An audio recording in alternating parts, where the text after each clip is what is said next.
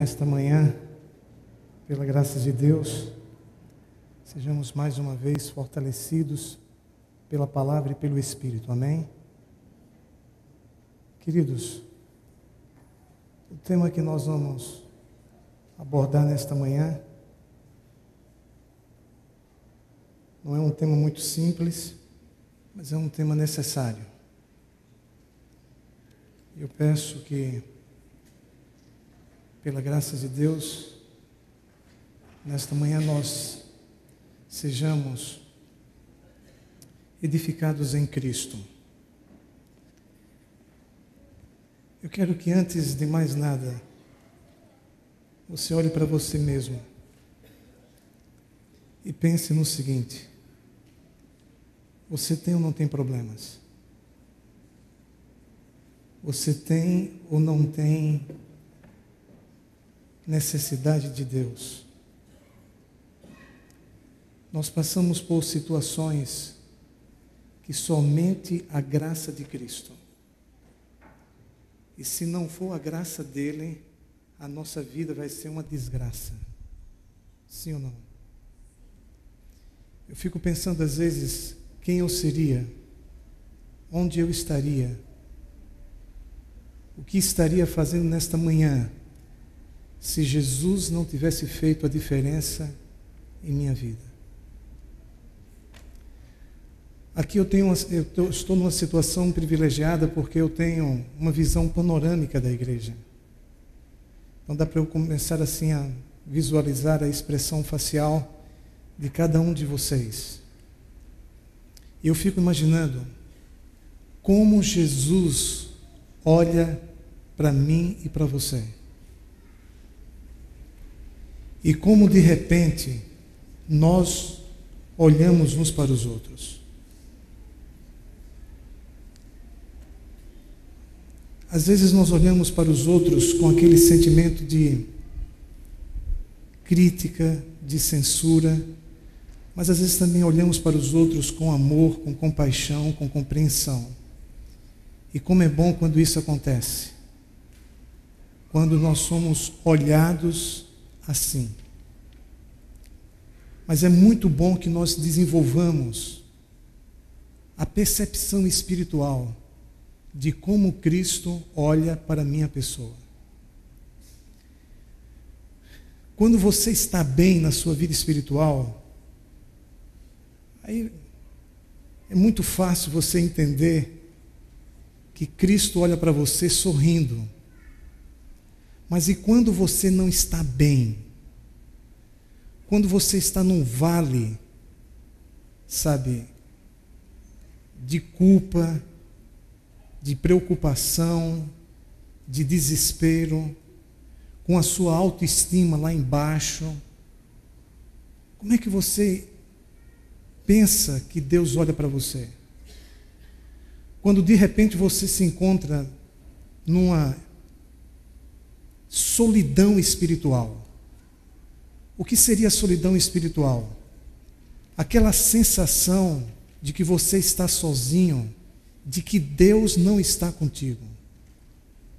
E Deus não está ao teu lado, porque lamentavelmente você resvalou, cometeu erros, não correspondeu às expectativas dele expressas em sua palavra. Aí você se sente sozinho. E sozinhos nós somos muito mais frágeis e vulneráveis. Eu entendo que a igreja precisa ser uma comunidade de amor, uma comunidade terapêutica, uma comunidade que nos ajude quando mais precisamos. É no momento que mais precisamos que o amor faz a diferença. No momento que mais precisamos. E não no momento em que nós estamos bem. É muito fácil você amar quando o outro está bem. Nós gostamos de estar do lado de pessoas que estão bem. Agora, e quando o outro não está bem? É aí que ele precisa do teu sorriso, da tua oração, da tua compreensão, da tua mão sobre o ombro dele, daquela declaração de que você não está sozinho. Queridos, quando nós percebemos, sabe, esse tipo de atitude nos outros, nós sentimos no ambiente a segurança que vem de Deus.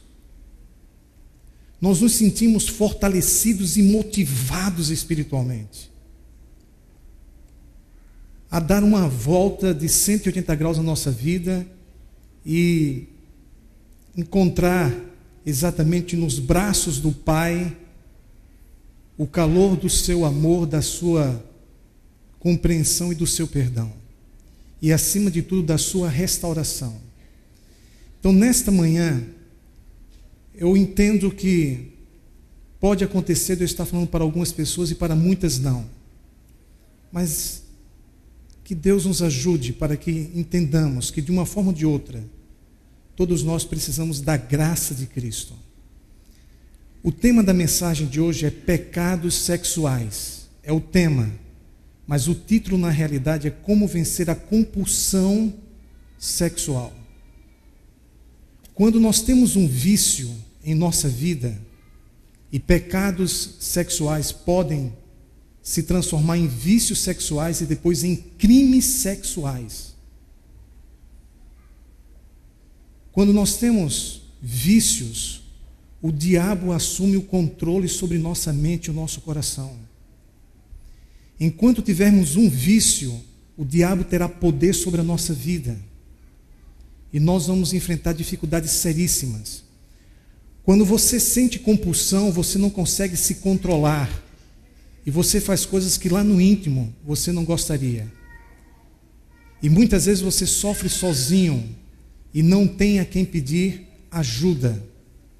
Interessante que nós temos alguns casos de pecados sexuais que se transformaram em vícios sexuais de pessoas bem conhecidas. Como, por exemplo, Michael Douglas. Você conhece esse cidadão? Conhecem?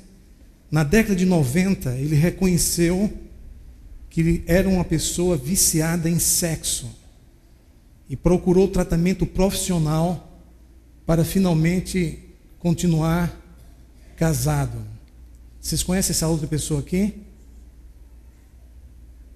Alguns, de algum tempo atrás, se lembram desse seriado, e ele também foi internado em clínicas de reabilitação por compulsividade sexual para manter o casamento com a mulher Tilone.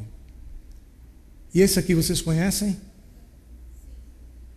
Reconhece e declarou em diversas entrevistas que não consegue resistir a seus impulsos sexuais. Vocês também conhecem esse aqui? Bill Murray. Além do vício em sexo, também declarou ser viciado em drogas. E esse aqui?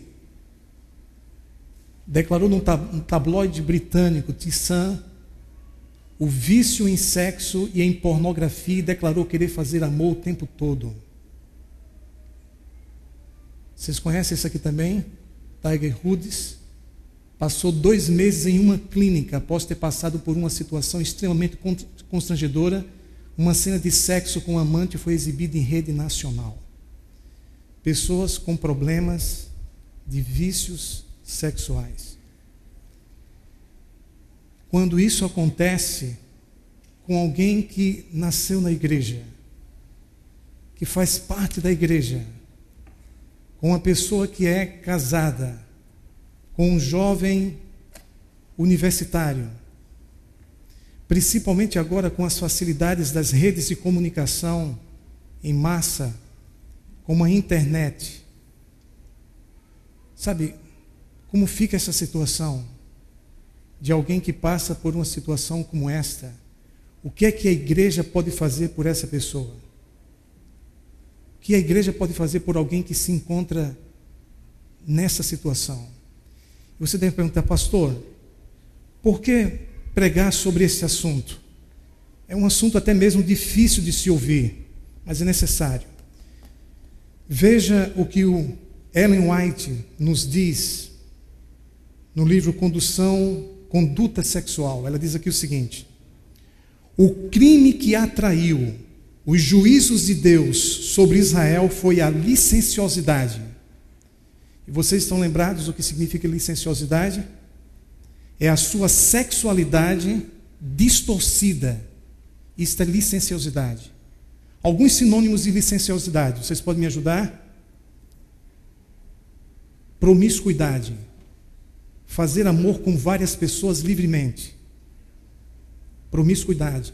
Luxúria. Aquele desejo intenso pelo prazer sexual que a Igreja Católica declarou como um dos 7 pecados capitais. A luxúria causa desvios sexuais, como a pedofilia, zoofilia e etc. E o que vocês me diriam da lascívia? A lascívia faz parte da licenciosidade. É aquele desejo incontrolável que te leva a ter um comportamento de perversão sexual. E ela que nos diz que o crime que atraiu os juízos de Deus sobre Israel foi a licenciosidade. Perto do fim da história da terra, Satanás atuará com todo o seu poder da mesma maneira e com as mesmas tentações. Satanás está determinado a destruir com suas tentações, a poluir-lhes a alma com licenciosidade. A mente, a alma, o corpo e a consciência são envolvidos na ruína. Mais ainda, as práticas licenciosas dos hebreus realizaram aquilo que todas as guerras com as nações e os encantamentos de Balaão não haviam conseguido. Mas Deus se lhes tornou em inimigo. Tão grande foi o número de príncipes e do povo culpado de licenciosidade, que isso se tornou um pecado nacional. Ela ainda continua dizendo: o mesmo Satanás está agora atuando em idêntico fim em vista. Satanás está agora atuando tanto quanto esteve no Éden, e assim tem agido através de todas as sucessivas gerações. O arqui-enganador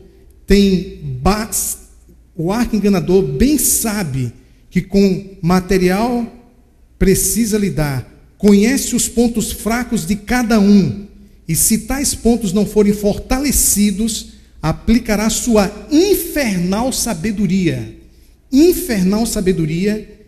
em seus artifícios, de modo a derrotar os mais fortes homens.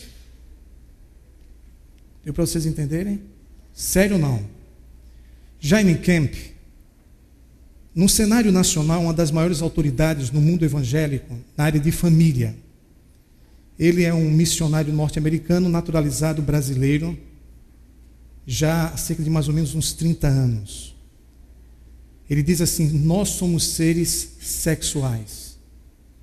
Sem ter conhecimento dessas declarações do Espírito para auxílio, ele diz: uma das mais poderosas armas de Satanás para destruir a nossa fé é a nossa própria sexualidade, criada por Deus para o nosso bem-estar.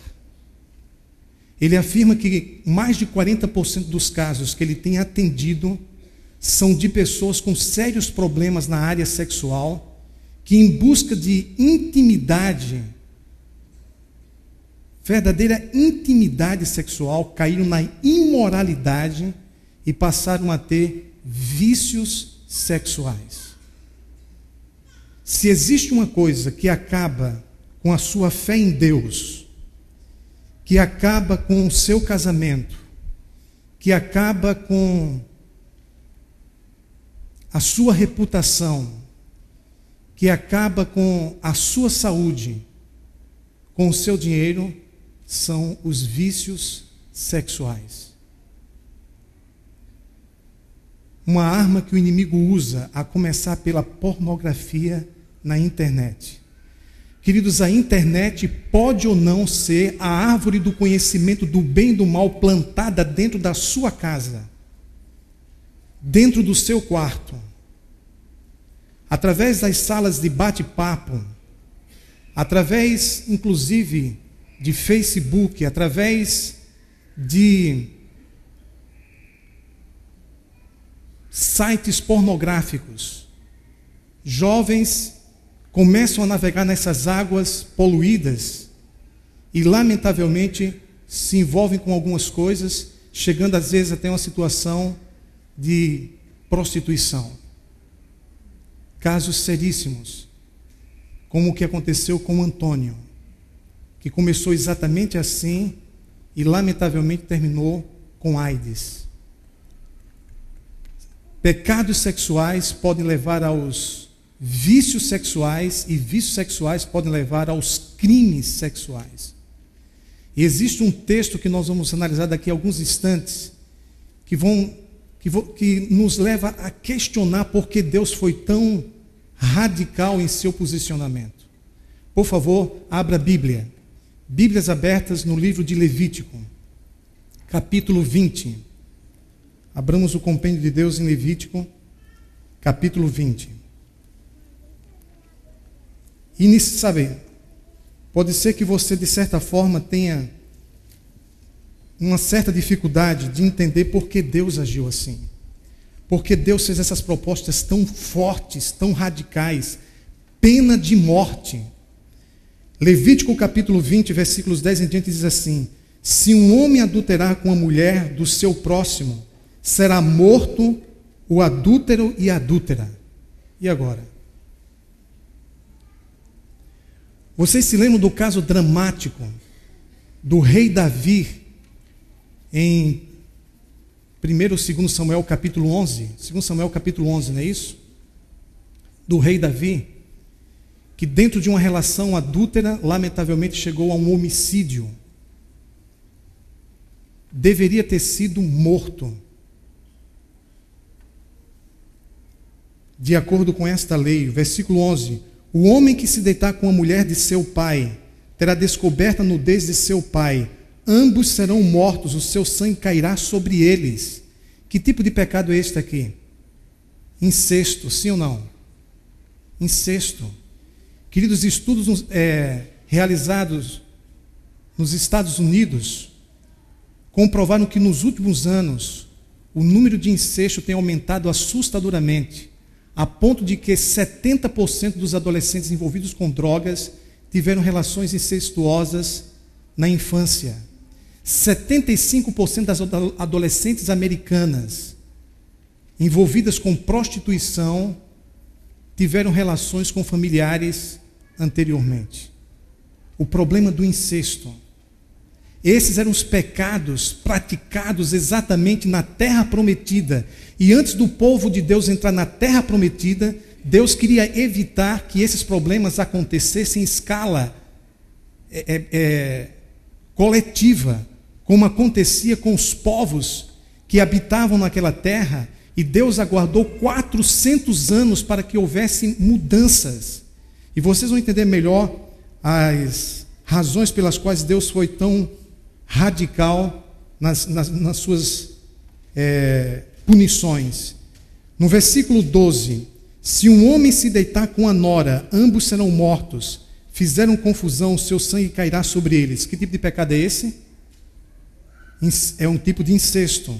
Se também um homem se deitar com outro homem, como se fosse mulher, ambos praticaram coisa abominável, serão mortos, o seu sangue cairá sobre eles. Que tipo de pecado é esse? Que tipo de pecado é esse? Homossexualismo. Versículo 14: se um homem tomar uma mulher e sua mãe, maldade é, a ele e a elas queimarão, para que não haja maldade no meio de vós. Então, além da filha, a sogra. Versículo 15: se também um homem se ajuntar com um animal, será morto e matarás o animal. Que tipo de pecado é esse? Zoofilia. E queridos, a lista continua. Eu não quero nem ler, porque de fato são coisas extremamente assim pesadas. A lista continua. Mas aí você faz a pergunta: por que Deus agiu assim, de uma forma tão radical, estipulando a pena de morte? Exatamente porque esses pecados eram cometidos em escala coletiva nas sociedades pagãs, inclusive dentro de casa. Vocês percebem que esses pecados, eles eram cometidos entre os familiares, inclusive com os animais domésticos. E para agravar a situação, ela se projetou também para a igreja. Dentro das igrejas pagãs, prostitutas se tornavam sacerdotisas e eram praticados, esse tipo de coisas dentro da igreja. Então veja, por exemplo, o que nos diz aqui os versículos 22 e 23. Guardai, pois, todos os meus estatutos e todos os meus juízos e cumpri-os, para que vos não vomite a terra para a qual vos levo para habitar-vos nela. Não andeis nos costumes da gente que eu lanço de diante de vós, porque fizeram todas estas coisas, por isso me aborreci deles. E no livro de Deuteronômio, no capítulo 23, por favor, Deuteronômio 23, versículos 17 e 18, veja o que o texto bíblico aqui nos diz. Deuteronômio 23, versos 17 e 18.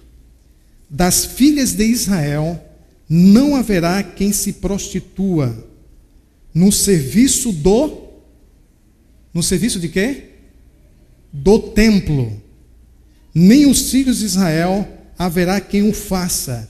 Não trarás salário de prostituição, nem preço de sodomita à casa do Senhor, teu Deus, por qualquer voto, porque uma e a outra coisa são igualmente abomináveis ao Senhor, teu Deus.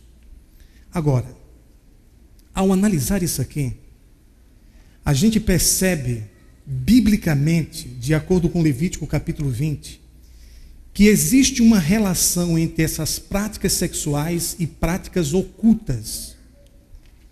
Inclusive, a idolatria, teologicamente falando, a idolatria é considerada uma prostituição espiritual, um adultério espiritual. Por trás dos ídolos da idolatria, havia então uma ação demoníaca para fazer com que aquelas supostas divindades fossem aparentemente verdadeiras e reais. Paulo fala sobre a atuação de demônios e na idolatria. E retornando ao capítulo 20 do livro de Levítico, fala ali nesse contexto sobre a necromancia e também sobre a feitiçaria, no contexto desses pecados sexuais. Necromancia é uma palavra grega que significa necro, mortos, e mancia, adivinhação. Então, necromancia é uma prática que começou na Pérsia, na Grécia e em Roma, que consistia em consultar os mortos, pessoas que morreram, consultar inclusive cadáveres, para através deles terem pré-revelações do futuro. Então aqui nós temos a necromancia. E temos também a feitiçaria, que consiste em algumas práticas, sejam até mesmo brancas, de magias. Aí você tem a magia negra e a magia branca, em que se consultavam demônios para fazer trabalhos para ajudar ou prejudicar as pessoas.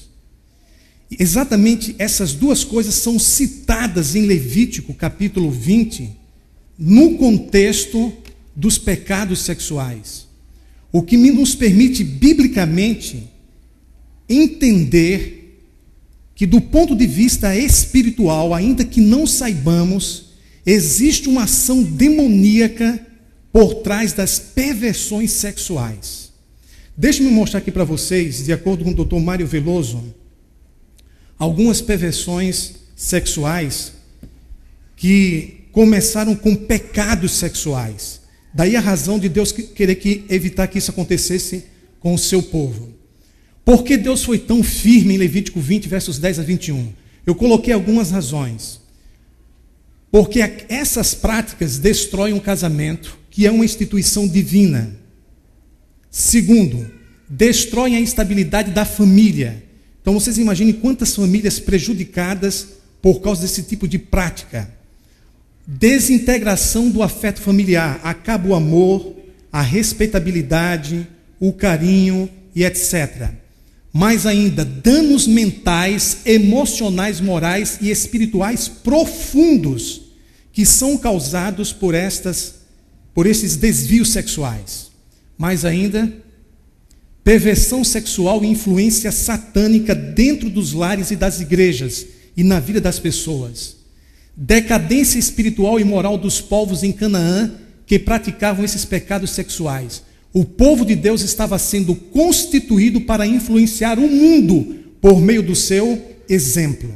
Queridos, não tem como você ter saúde, santidade e salvação pervertido sexualmente. Não tem como. A pureza sexual é fundamental para que se tenha saúde, para que se tenha santidade e salvação. Por isso, Jaime Kemp disse que é uma das poderosas armas do inimigo, é a nossa própria sexualidade. O que é que acontece? Desvios sexuais que aquelas práticas causam. O narcisismo, que é o que mesmo narcisismo? Contempla o próprio corpo em busca de prazer sexual. Fetichismo, o uso de objetos para alcançar prazer sexual. Travestismo, o uso do vestuário do sexo oposto para ter prazer sexual. O homossexualismo, envolvimento sexual com a pessoa do mesmo sexo. O voyeurismo, satisfação em ver outros se relacionando de forma erótica, a ponto de fazer com que o homem queira ver sua esposa tendo relações sexuais com outro para ele ter prazer. Exibicionismo, exibição pública de partes íntimas. O sadismo, prazer sexual produzido por infligir dor na outra pessoa. Masoquismo, prazer sexual em sentir dor, humilhação e domínio. E aí a pessoa pede que bate nela e etc. Pedofilia, relação com crianças do mesmo ou do outro sexo. Gerontofilia, busca pessoas de idade para se relacionar intimamente. Zoofilia, atração erótica por animais. Necrofilia, satisfação sexual com cadáveres. Incesto, contato sexual entre pessoas da mesma família. Essas são algumas das anomalias causadas exatamente por esses pecados condenados por Deus em Levítico capítulo 20, versículos 10 a 21. Começamos a entender por que Deus foi tão radical e estabeleceu a pena de morte para esses tipos de pecados que eram cometidos na terra prometida e o povo de Deus estava para chegar à terra prometida. O capítulo 20 fala sobre Moloque. Vocês estão lembrados de Moloque? Moloque também é conhecido como Moleque. Como é que você chama às vezes uma criança? Você chama isso aqui, criança de moleque? Tem a ver com Moloque, a divindade onde os pagãos pegavam seus filhos e queimavam vivos, oferecendo-os em sacrifício, dentro exatamente desse contexto da exploração e da perversão sexual. Ela me mandou uma carta e disse: pastor, eu já estou que não aguento mais. Eu não consigo me conter. E lamentavelmente tenho me envolvido com várias pessoas. Quando eu conheci a Cristo, eu entreguei a minha vida na esperança de que eu seria transformada. E passei um tempo, pastor, liberta desses problemas. Mas infelizmente voltei a fazer tudo de novo. Não consigo mais orar, não tenho vontade de ir à igreja. Lamentavelmente, estou casada, mas não sinto amor pelo meu esposo. E não sei mais o que fazer da vida. E queridos, nessa situação, eu pedi a ela que lesse alguns textos bíblicos. E eu quero ler com vocês esses textos. Por favor, Gênesis, capítulo 4. Gênesis, capítulo 4, versículo 7. Isso aqui são palavras de Jesus que foram dirigidas para Caim. E o caso de Caim era aparentemente sem solução. E veja o que Jesus disse para Caim: se procederes bem, não é certo que serás aceito. Se todavia procederes mal, eis que o pecado jaz o quê? À porta. O seu desejo será contra ti, mas a ti cumpre o quê? Dominá-lo. A palavra aqui de Deus afirma que é possível, sabe, obter domínio próprio. Aquilo que de repente é seu ponto mais fraco. Veja o que eu estou te dizendo. Aquilo que de repente pode ser o seu ponto mais fraco, esse problema ou outro problema qualquer, porque todos nós temos pontos fracos, pode se transformar no seu ponto mais forte, desde quando, pela graça de Cristo, você receba o poder do Espírito Santo. E receberás poder ao descer sobre vós quem? O Espírito Santo. Receber poder do Espírito Santo para gerar uma transformação, ativar o teu domínio próprio e te dar poder sobre um pecado acariciado que de repente, apesar de suas intenções e decisões, você não consegue se libertar. Queridos, entenda que hoje como nunca, no silêncio da tua alma, você precisa tomar a decisão de renunciar a pessoas, renunciar a coisas, renunciar inclusive objetos que você tem em casa por meio dos quais o diabo está tendo acesso à tua alma e aos teus pontos fracos, como por exemplo a internet. Você tem que hoje tomar a decisão de renunciar lugares e o prazer que o pecado te proporciona para que haja de fato libertação. A Bíblia nos diz, no livro de Romanos, no capítulo 6, versículo 14. Romanos 6, versículo 14. Por favor, abra o compêndio de Deus. Vamos abrir em alguns textos ainda. Romanos 6, capítulo 14. Veja que declaração. Esse texto, queridos, deve ser sublinhado em sua Bíblia. A palavra que nos diz, no capítulo 6, versículo 14, o seguinte: porque o pecado não terá domínio sobre vós. Eu poderia ouvir a igreja lendo esse texto, porque o pecado não terá domínio sobre vós. Se está tendo domínio sobre a tua mente, sobre as tuas emoções, sobre o teu coração, alguma coisa está errada no momento, e não é com a palavra, não é com a pessoa, não é com o poder de Deus, no momento é com você. Porque a Bíblia diz que o pecado não terá domínio sobre vós. Isso não significa que você, na estrada da vida, não pode topar na pedra da tentação e cair. A Bíblia diz em João capítulo 3, verso 6, que aquele que está em Cristo não vive pecando. A Bíblia não diz que não peca, diz que não vive o quê? Não vive o quê? Pecando. E se de repente você cai, a palavra diz, não ficará prostrado, porque o Senhor segura pela mão. Salmo 37, versículo 24. Judas, versículo 24, diz que Ele é poderoso para nos manter firmados em sua palavra, para evitar que nós caiamos em tropeço. Veja, por exemplo, isso está em Judas, versículo 24. É um outro texto que você deveria sublinhar em sua Bíblia. Eu tenho aqui essa caneta. Não dá para ver quanto ela ainda tem de tinta. Ela pode ter tinta suficiente para escrever uma enciclopédia. Mas ela pode ter tinta suficiente apenas para escrever o seu nome e acabar. Nós não sabemos quanto tempo de vida nós temos. Mas o que importa, queridos, não é quanto tempo de vida nós ainda temos nessa terra. O que importa é se nós estamos nas mãos de Deus. Na lei da gravidade, se eu solto essa caneta, o que é que acontece? Ela cai. A lei do pecado, se eu soltar a minha mão da mão de Cristo, o que é que vai acontecer comigo? Eu vou o quê? Eu vou cair. O que eu quero te dizer com isso é que a solução para o teu problema é Jesus Cristo. E você precisa correr para Cristo. Se você não correr para Cristo, lamentavelmente, sem a graça divina, a tua vida vai ser uma desgraça. A palavra de Deus nos diz aqui, no livro de Coríntios, no capítulo 6, 1 Coríntios, melhor dizendo, 2 Coríntios, capítulo 6.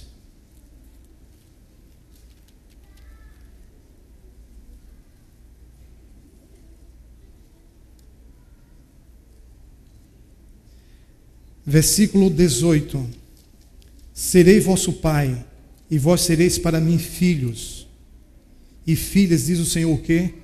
Todo-Poderoso. Queridos, nós somos filhos de Deus. Nós não somos perfeitos.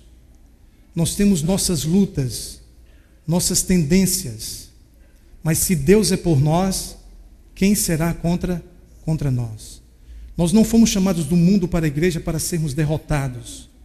Nós somos chamados do mundo para a igreja para sermos em Cristo mais do que vencedores.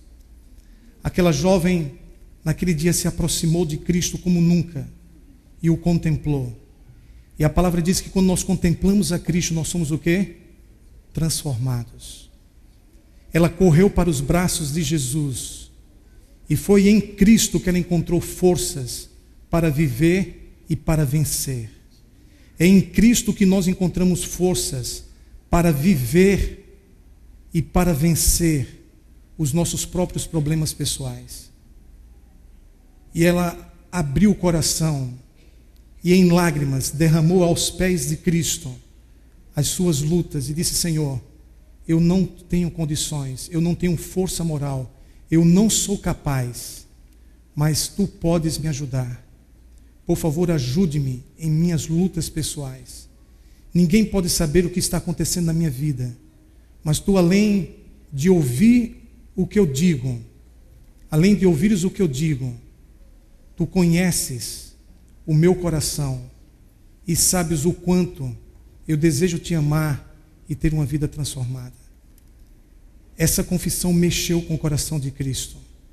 Essa confissão mexeu com o coração de Deus, de tal forma que ela recebeu poder para uma vida de libertação.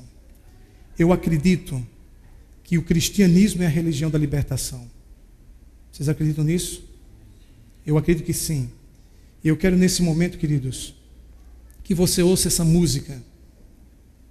Medite nesta música, porque de certa forma ela retrata a confissão daquela jovem. E que você possa, onde você está, seja esse problema ou outros problemas, são vários os problemas que nós temos, que você encontre em Deus o Pai que o filho pródigo encontrou quando voltou para casa.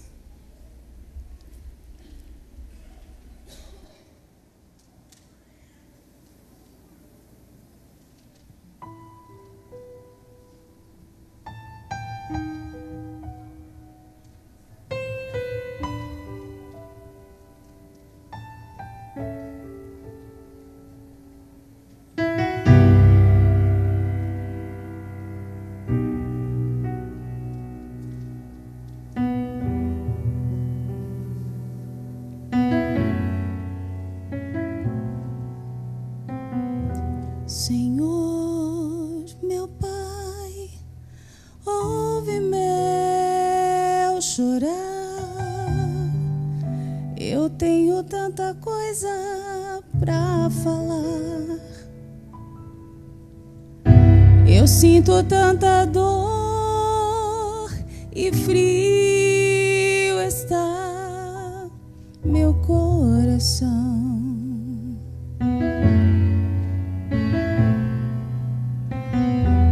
Eu tenho tanto pra vencer em mim, mas não consigo tua voz ouvir.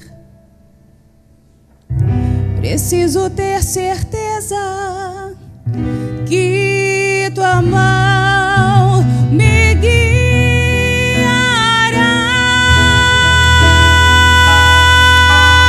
Pai,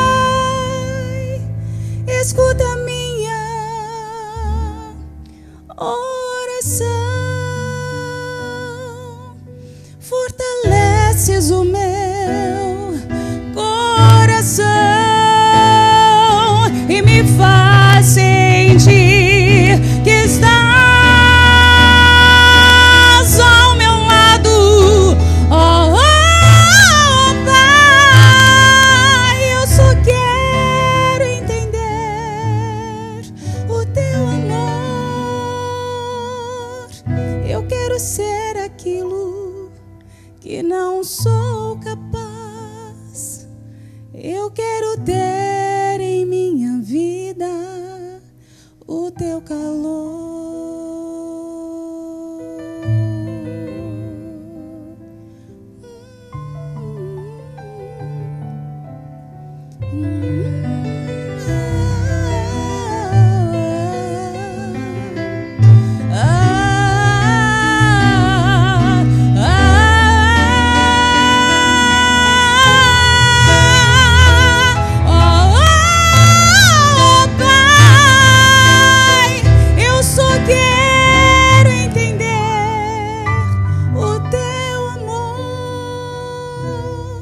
Eu quero ser aquilo que não sou capaz.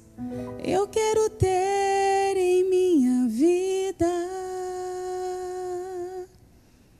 o teu calor.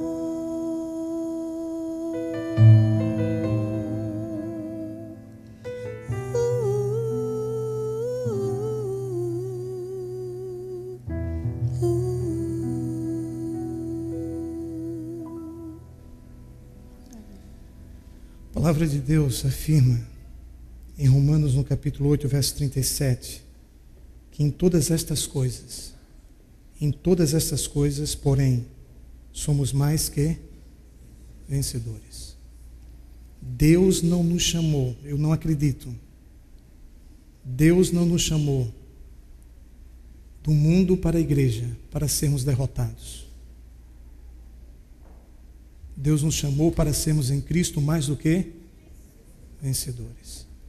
E queridos, com esta poderosa verdade da palavra de Deus, levante-se, confie em Cristo. A Bíblia diz em 1 João capítulo 4, verso 4, que maior é o que está em nós do que o que está onde? No mundo. Interessante que no capítulo 5, verso 4 diz que a fé nos dá a vitória.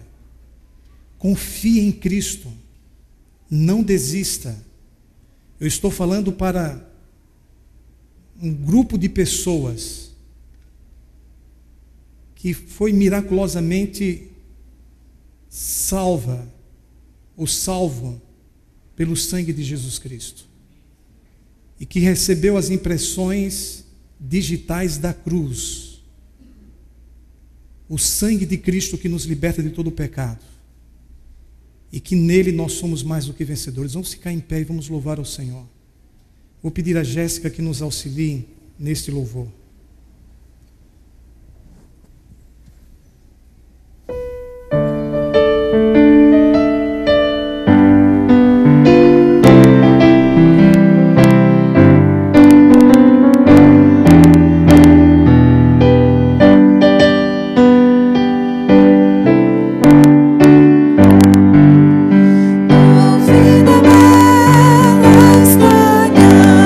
Que Jesus desceu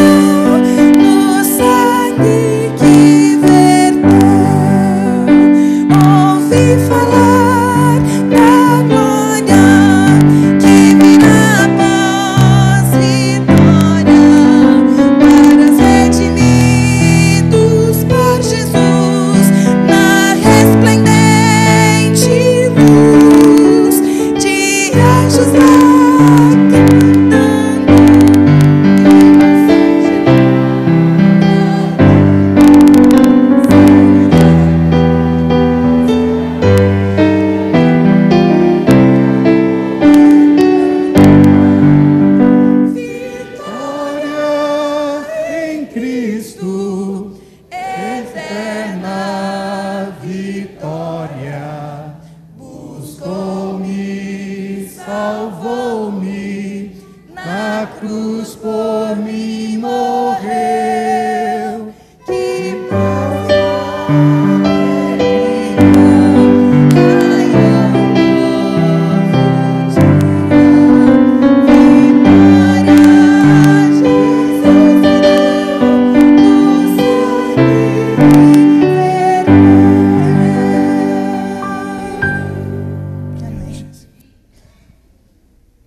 Querido Deus, louvado sejas em Cristo por tão grande vitória.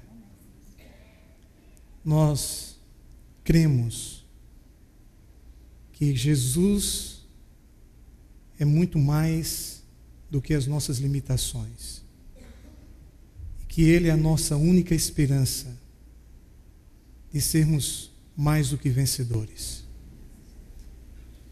Que em Cristo tenhamos vitória sobre a dúvida, o desânimo, o desespero, a depressão, sobre qualquer coisa que prejudique a nossa fé e a nossa espiritualidade. Que sejamos plenamente em Cristo pessoas saudáveis, santas e salvas, pelo poder do sangue de Cristo. Que Tu sejas com cada um de nós e que Tu faças em cada um aquilo que nenhum de nós pode fazer. Somente Jesus, somente o Senhor, nosso Salvador. Nós derramamos aos Teus pés os nossos problemas, os nossos pecados, mas também derramamos aos Teus pés a nossa vida e a nossa esperança, a nossa fé. Louvamos-Te pelo que já tens realizado, louvamos-Te pelos planos que tens para a vida de cada um de nós. Louvamos-Te pela Tua igreja, que tem sido um reduto de paz e de poder para a nossa vida espiritual. Continues, ó Deus, nos envolvendo em Teus longos braços de amor. Em nome de Jesus, amém. Nós cantaremos para nos despedir, graça, amor e comunhão. Nós vamos cantar todos juntos na primeira vez, e assim que o hino acabar, você tem a oportunidade de cumprimentar seus irmãos, seus amigos, se despedir e então receber ali os cumprimentos do pastor à porta. Desejamos a todos um feliz sábado.